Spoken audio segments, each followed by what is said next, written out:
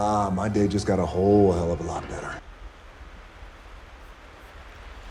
Well, North Div1 Cat C is turning into an unbelievably tight division, and this race was no different. And honestly, I think it did little to separate the teams really. It was an epic race with plenty to dissect. There was another bike change dilemma, which we'll get to that in time. But first up, without wasting any time, we're almost straight into a sprint stage. So there's 4 sprint stages in all.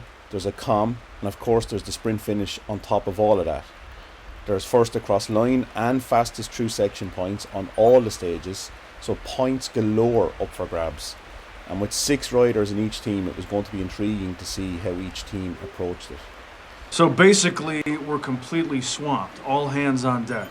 Now the first sprint here begins after just 700 metres. Now I strained my hamstring on Saturday. I slipped on some wet decking and I was in a lot of pain on Saturday. So I took it as easy as I could since Saturday, and it was a bank holiday weekend, so I spent most of it sat up with ice, hot water bottles, anti-inflammatories, any other home remedy thing I could think of to try and get some recovery. So almost 3 days with hardly any movement of note, and by Tuesday morning I was feeling a lot better, but it was still quite sore and sensitive to touch. Now I had to go to work on the Tuesday, and that probably stretched it out a bit and loosened it up a bit, so it was no harm. And I came home a little early. I got a 20-minute spin up done on the bike a couple of hours before the race to see how it felt, and it was okay. It's the kind of injury where I couldn't play football with it, but cycling felt like it was okay. If it was on my thigh, I don't think I could have managed, but the hamstring felt manageable. So as a result, I decided to sit out the opening sprint and target the second sprint. So that would give me a chance to get a little warmed up, a little into the race before I really started putting any proper power down through it. And just like that, the first sprint stage is already over. Now you might have seen I did actually put down some big power towards the end of that sprint stage, even though I wasn't involved, but that was because I was worried about the sprint group was actually quite large on the front, and I was worried about them getting away, because the next sprint stage is not that far up the road. I think it was, let's have a look here, 3.9 kilometers. The next sprint stage begins, so we've only got a couple of K really, and I basically, this was quite a sizable group, and I didn't want to get separated from them this early on in the race, so I had to put in quite a bit of power just to catch on. Well, you can see there's a lot of team Atom jerseys in this bunch, so we seem to be all there, I think, which was fantastic. And now each of us had our own individual plan on how we were going to approach the race, depending on our strengths, our weaknesses, how the race developed, even maybe what power-ups we got, what other teams were doing. So, you know, you can make all sorts of plans, but a lot of things can change during a race. You have to be adaptable. So each rider, we had an idea what everyone else was doing. So I didn't mind sitting out the first sprint because I knew we had enough lads challenging for it. And I knew I was going to be have my opportunities to put in plenty of effort a little later on. But as I say, each rider, we had a loose plan, but there's no point making anything too stringent because a lot changes, especially during a race with so much going on, that you have to be a little bit fluid and just go with how you're feeling during the race.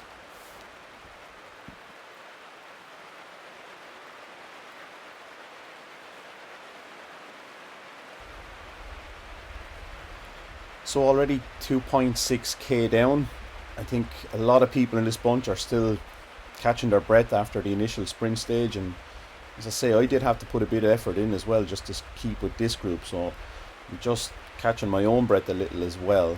But obviously I'm conscious that I need to now be targeting the next sprint stage. That's kind of my job, as it were, within this team. I love my job. So I'm trying to get into position. Obviously at this point it's about a K before we get to the start of the railway sprint, and it's quite a long sprint stage. It's 640 metres if you go at the start line, and again I was conscious that some lads might be going a little bit before that because there's also fastest through section points up for grabs, And if you want those fastest through section points, you need to be up to speed before you get to the start line of the sprint. So again, it was going to be very interesting to see what other teams were planning on doing. Were they planning on going early to try and get the FTS points as well as the FAL points? Or in a group like this, were they just happy enough to go for the FAL points? And it was all going to be developing as we went along. So now it's starting to get interesting. 3.4k. See a couple of lads go off the front, so I'm kind of thinking to myself, okay, they're just testing to see if someone's going to go with them. If they get a large enough gap, they'll probably just stretch it out and it'll be hard to pull back. But it's only 2 guys.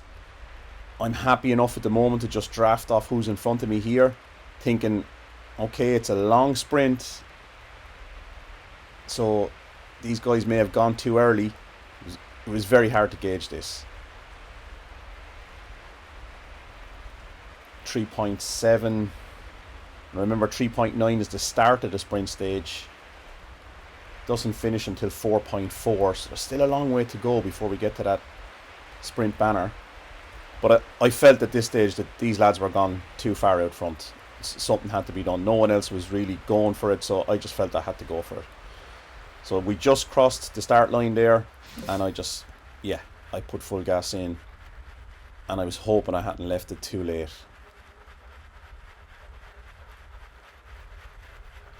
Watching the numbers behind me, I think I have a fair enough gap to anything that's going on behind me. But I'm starting to feel it now. It's a long sprint stage, but I can see them. I'm catching them. I just held up there because I had my head down. It was only when I looked up. And I just left it too late. But I did claim the FTS points on that, and I got third across line. So all in all, a decent points haul on that sprint stage. Fair play to Dave Ivey. He was right on my wheel, right behind me. And he does his disappearing act again.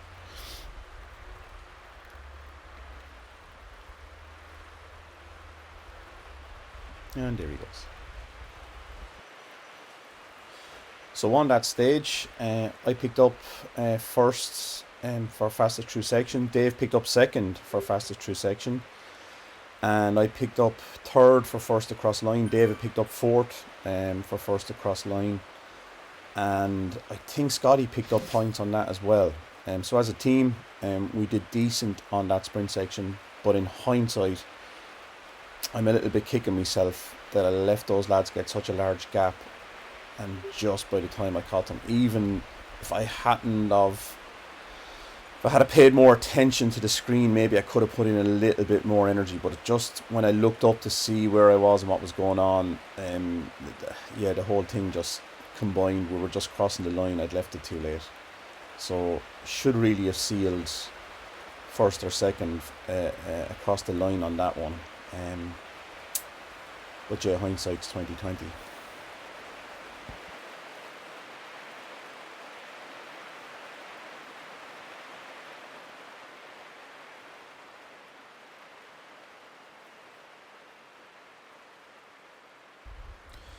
So the next stage of this race, or the next challenge that we all faced, was this climb. So we've had it's fast enough pace, and we've had 2 sprint stages, and now we're into this climb that started at 5.4 and carries on until about 7k. But Team Art is in a good place. We've got everyone in this lead group, and the pace is starting to settle down a little bit, even on this climb. Turned out to not be too taxing or too bad. It was just more about concentration, really, just staying with the group. So this is just a climb up to 7k, and once we get to that 7k, to be honest, there's pretty much nothing happens until we get to 17k. It's pretty much a 10k leisurely cycle as a group, to be perfectly honest. Oh, wow. All right, if you say so. I tell you, it's so hard to remember boring stuff like that. So the banter begins about having a break and a cup of tea, and everyone's kind of enjoying themselves, I think, at this point. Nice group ride, really, is what it felt like. But yeah, we all knew that realistically this was a chance to get some energy saving in, recover the legs a little bit. There was an awful lot of racing ahead of us. Once we got to about 17k, this race was going to kick off again.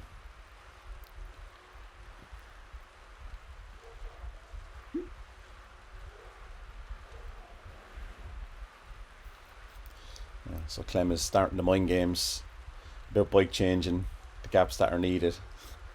Probably giving everyone in the group a little something to think about as regards, are they going to bike change, are they not going to bike change? But honestly, if you haven't had your mind made up at this stage, it's not good. You should really have firmly in mind exactly what you want to do as regards the bike change. I don't think that's something you want to be deciding during the race.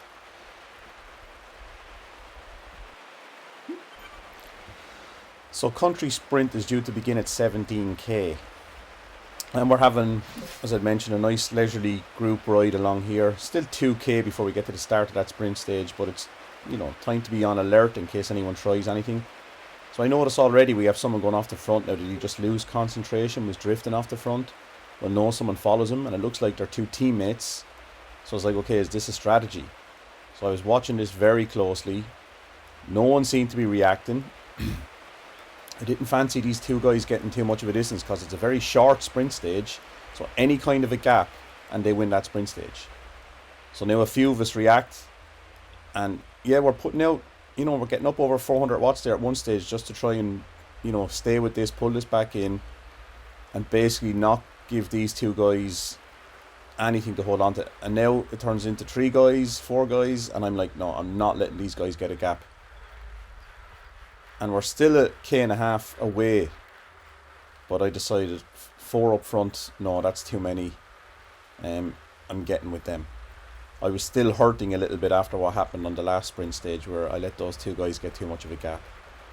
So got into that group, I was going to stay with them, and then, you know, everyone else did catch back up. We brought the group back together, and yeah, I felt a lot better about that. But it did take a little bit out of me to stick with that and keep them from getting away, but I think it was worth the effort.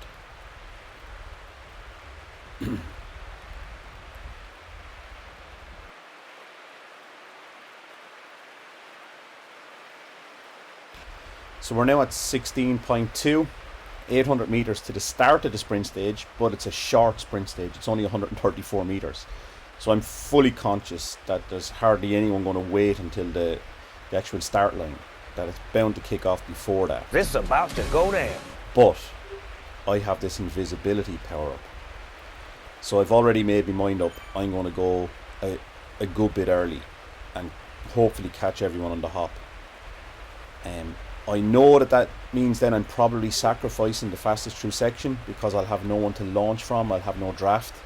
But with the lead I get by going early with that invisibility power up, it should give me a big enough gap to get first across line. So I see one guy going a little earlier than I wanted. I hit invisibility. I'm pretty sure I can catch him and get past him. And, you know, in theory, no one else can see me getting up the road. And at this stage, I think it's already done.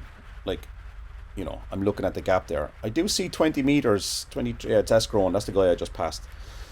But yeah, once I hit that zebra crossing there, I kind of had a good idea of how far up the road it was. I was even able to sit up, you know, just to conserve a little bit of energy in case there was a late attack.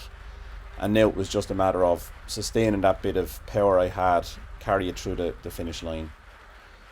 And just do enough to get first across line.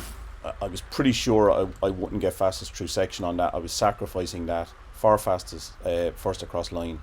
And I wanted to do it conserving as much energy as I could because I was aware that we've got a KOM coming up very shortly.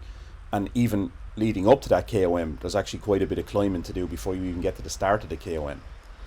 Then, of course, I see Dave coming through as well. So I was like, the plan was he was supposed to sit out that sprint stage, save his legs for the KOM, because it turns out Dave Hyvey learned how to climb in the last week and was an absolute beast on this comp. And the plan was, do not risk yourself on this sprint stage, Dave, you know, and lose the group at this point, because there's you know, quite a bit of climbing we have to do at this stage here before we even get to the start of the comp. And on one of the recons we did, one of the early recons, Dave got dropped at this stage and couldn't hold on to the group. So I was conscious that with the effort he put in on that country sprint, that had he done too much, was he going to be able to stick with this group and be in a good position for the comp, which we felt he could, and he felt he could do really well on. So I was shocked to see him coming flying past me in second place, and I was kind of like, Dave, what are you doing? The plan was you were going to conserve energy on that so that you could blow this com away. But he just can't resist a sprint, especially a sprint like that one of those short ones that he knows he can just do so well on. So yeah, it just got the better of him. But as we'll see, as it turned out, he obviously knew what he had in his own legs. He was able to stick with the group, and he got to the beginning of the com in a good place. Scotty shoots past us there. We kind of had a feeling that was going to happen as well. He had said in some of the chats leading up to the race that he was going to try and go out a little early, get himself a big enough gap so that he could do a bike change. And by the time he had his bike changed, he was kind of hoping that he'd already be in a good position starting out on the com. I think we go past him here. Yeah, so was he already changing his bike there? I'm not actually sure. I haven't spoken to him since. So yeah, I'm not really sure what was going on there.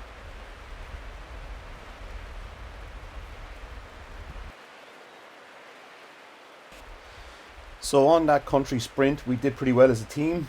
I think myself, Dave, I think Rich Bailey, and I'm pretty sure that Kev as well, and maybe one of the other guys. We all picked up prime points in one way or another through that country sprint stage. So as a team, it was a good contribution of points on that particular stage there. And actually, Dave's effort, he ended up getting fastest through section on that. And at the end of the race, when everything's totaled up, it's kind of probably just as well he did. He did put that effort in.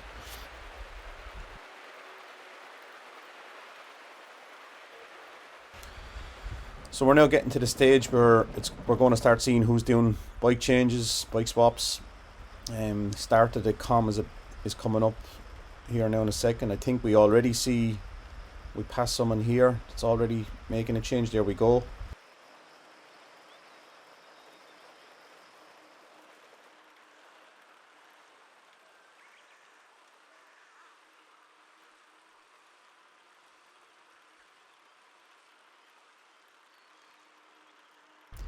So I decided to make mine here. A few different reasons. Just moment. I didn't slow as quick as I thought I might. But anyway, it was a fairly smooth change. Yeah, not too bad at all. And those two guys stopped and made a change. So we were all. Yeah. So then you just need to get your momentum up and get moving again as quick as you can.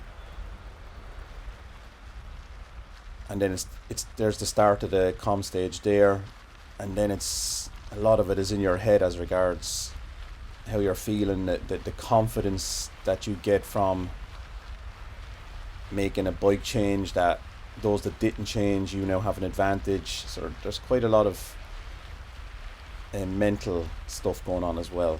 When you are able to focus your mind and your body, anything is possible. So I feel like I'm in a good place here. I've made my bike swap. I can see Dave there next to me. He's made his bike swap. So I'm thinking, okay, if I'm on his wheel, I'm doing okay. Because he just turned into a mountain goat over the last week. So I'm kind of thinking, right, just hang on his back wheel and see how long I can stick with him, basically. Now I'll go past Kev here. He's still on the Tron. Now that's no problem. He's obviously just leaving his bike change until a little bit later, probably until the gradient increases and he'll come to a stop quicker. So it's just a different tactic for different people. Some of us wanted to change before the start line so that we could target the fastest through section. But Kev had said he wasn't too bothered about fastest through section. He didn't think he was going to be able to challenge for that anyway. So he was going to wait until he was on a bit of a steeper incline. His bike would come to a stop quicker and he'd be able to make a faster change. Fair play to Kev, he'd even switched his entire system. He'd come off Apple TV after the disaster of the bike change he'd had a few weeks ago. He'd got himself on the laptop, set everything up. He'd done numerous trial runs, had it nailed down. And unbelievably, again, in the actual race itself, it went a bit pear-shaped on him. Now, I'm not exactly sure what happened, whether he ended up on the wrong bike or it just took ages to make the change. I'm not sure. I'm sure it was in the text messages that we were exchanging afterwards. but I can't remember exactly. But yeah, poor Kev had a bit of a nightmare on the bike change again, which really didn't help him in this race. Now, I went past Dave there at one stage and I thought, the idiot, he blew his legs on that country sprint. He should have left it alone. But yeah, I wasn't ahead of him for very long when he came cruising past me, and now he's starting to disappear into the dust up in front of me. So he has 5 seconds on me there already. And he's just now getting into his momentum there. I do have a plan. So yeah, so it's just head down, hang on. Climbing is not my thing, especially a long climb like this. So yeah, plan was just, get to the top without burning too many matches, but still be some way able to challenge for the top 10 finish towards the end of the race. Where I finished on this climb, I wasn't particularly fussed or bothered about. It was just a matter of getting through it.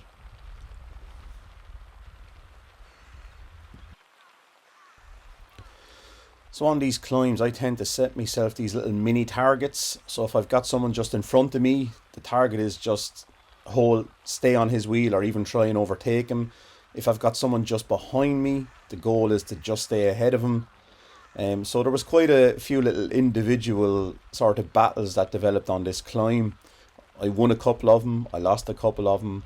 I had one going there, he's just 2 seconds ahead of me at the moment with, I think it's Peter Kiley. From RWB. He got the slight better of me there. And then even a couple of my own teammates, Clem, he gets the better of me here. So then I'm like, I'm not letting him get away. I'm going to catch on to him.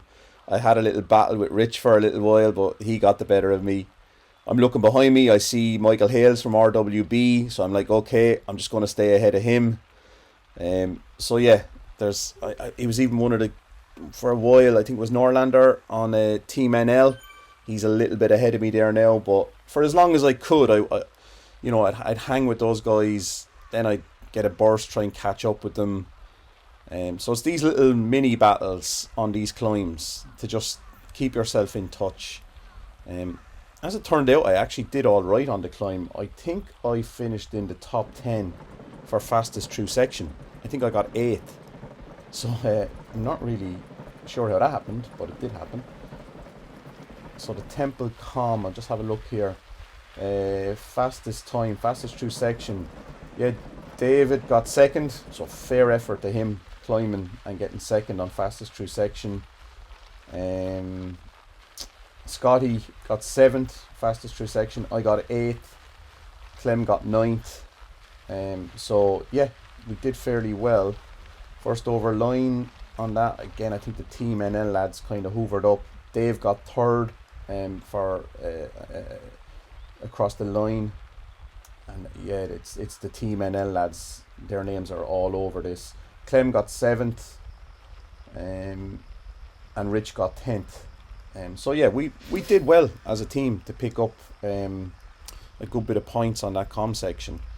And but yeah, those Team NL lads, this is really where they won this race. They got 2 lads out front, 2 strong climbers. Obviously, they got a bit of a gap, and even all throughout their team, they all did well on this climb. So now starts a little ding-dong battle between myself and Peter Kiley. So 23.6 to the end of this com. So now that's it. This race now is just between the 2 of us as far as I'm concerned. So I'm not letting him get away. So I catch up. Thought, yes, man, it's just so hard to keep that momentum going and to keep going. Actually, I'm just noticing now, he's still on the Tron bike. Yeah, that's actually, I'm glad I didn't notice that during the race, because that would have been disheartening. So anyway, I managed to put a kick in there just at the right point where I got a little bit of a downhill ramp, so I could carry that momentum. But he's obviously as stubborn as I am. He's not going to give in that easy either. So he comes back at me here, goes past me. Yeah, it just goes to show how foggy your brain can get in the middle of all that effort, because I'm genuinely only noticing now that he was on the Tron the entire time. He never did make a bike change. Because as we get to the end of this, he sprung a gap on me there. I looked up, I could see it was only a couple of 100 meters to the end of the comm. So the banner, there it is there now.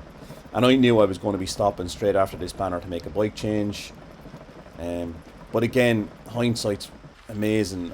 Knowing what I know now, if I had have just put a little bit of extra effort in on that climb, I might have been able to finish one position higher, and it could have made a massive difference. But as I say, hindsight's 2020. You do your best during the race, and that's really all you can do. So my bike change goes pretty smooth. I mean, I can do them faster, but when you're breathing heavy and you're exhausted and you've got sweat in your eyes and sweaty hands and everything else, you're just happy to make the change successfully, never mind how quick you make it. But yeah, I can't complain with that. That's gone very well. And now I know, I'm starting to look now and see what's going on, who's ahead. So I see a couple of my own teammates ahead. I'm not sure if they've changed or not yet, but I'm looking at the gaps, 10, 11 seconds. I'm thinking, yeah, I can catch that back up on this downhill section. It's not a particularly steep downhill section, but it's certainly not what we've been through for the last 2k. So you can get some momentum going here, and you can put in some effort and get up to a decent speed. Yeah, and obviously at this stage as well, I was thinking, I'm looking at Peter Kiley there, and he's 15-second gap on me, but I'm still thinking in my head he's still got a bike change to make, so I'm not bothered about him. And yeah, anyone that's under 30 seconds, and we've seen from other races in doing the recons that's manageable. You can pull that back because they've probably put a massive effort in on the climb, and they are probably climbers. So when it gets down to the flat road and the flat sections, number one, they're probably a bit exhausted, and number two, they probably don't have that strength for those sprints. So it's entirely possible that you could make back that 25, even 30-second gap. So yeah, I'm still feeling pretty good at this stage. I'm in 11th. I'm definitely seeing there's a few places I can catch up. Maybe first is gone at this stage, but there's still another sprint stage before we even get to the finish. So yeah, it's about putting in a bit of effort here and just head down, get as much speed up as you can, and try and make up some gaps.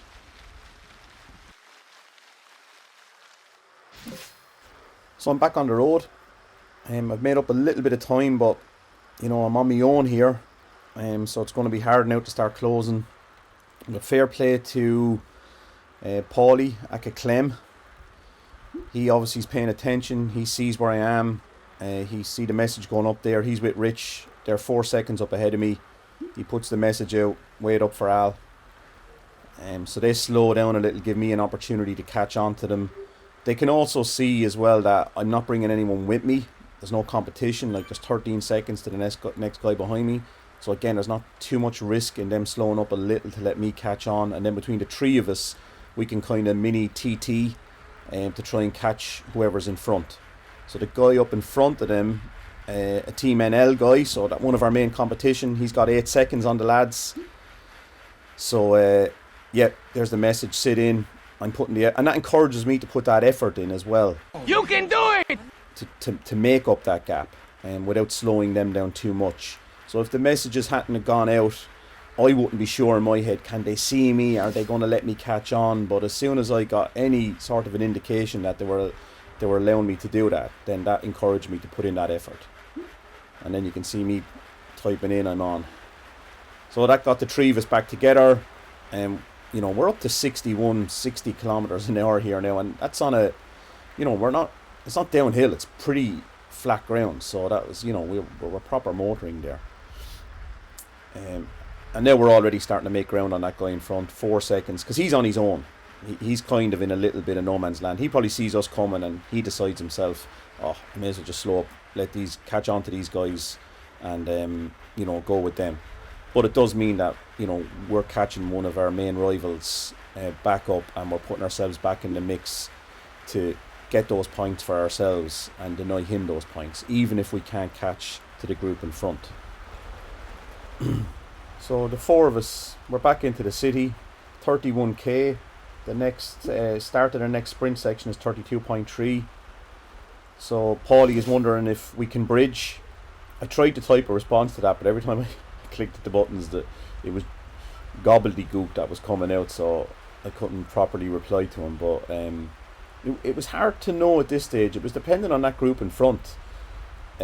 Were they going to go for this final sprint stage themselves, or were they going to sit off and try and conserve energy for the finish?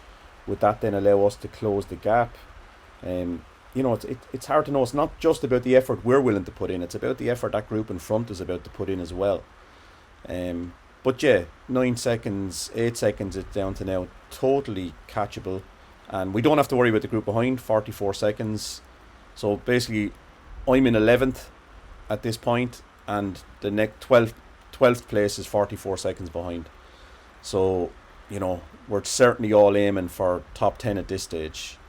And possibly even better if we can bridge to that group ahead.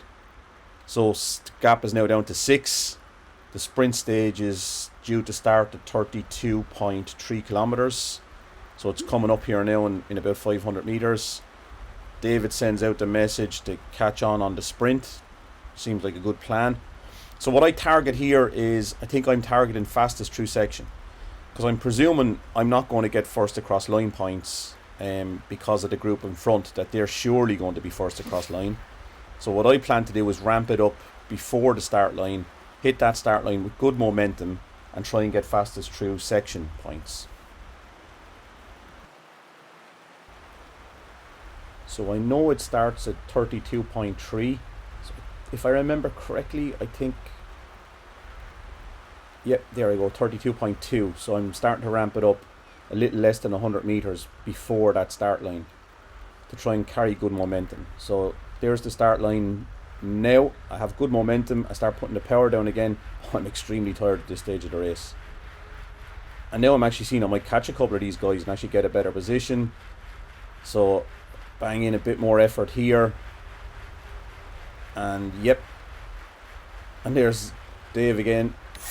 So I just pipped Dave there. So I ended up actually getting fastest through section, and I ended up actually getting 4th across line. I love it when a plan comes together. So I picked up really decent points on that sprint there, but it really took it out of me. But now I was in with this front group. Well, I say front group, what I kind of didn't realise, it took me 30 seconds or so to kind of realise what was going on. I thought this was the front group, this was all of us. But there was actually 2 guys out in front, and they've essentially got, I don't know, 20-second gap.